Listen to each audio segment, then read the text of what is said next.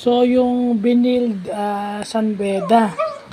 So, dun mapapatunayan na ang San Beda ay dumiin. No? Maganda ang start ng San Beda, tinabakan din yung CSB. No?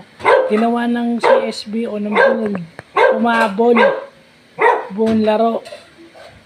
Tapos, banderang kapo sa bandang huli. So, ganun yung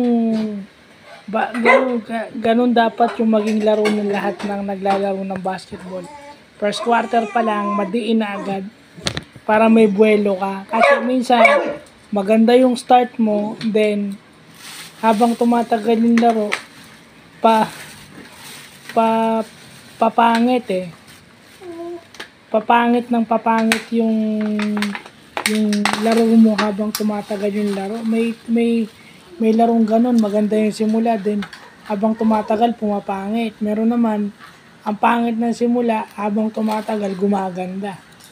So, mas maganda yung consistently, buong 40 minutes, maganda yung laro mo.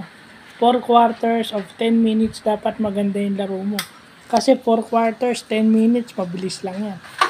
So, yun yung ginawa ng Beda over Benilde.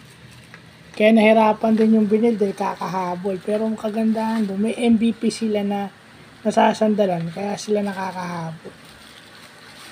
At hindi sila natambakan kasi nababa nilang 10 points from a high of 21 or 22 points, naging 10 na lang. So, kasi malakas din yung Benilde roster-wise pagdating sa offense.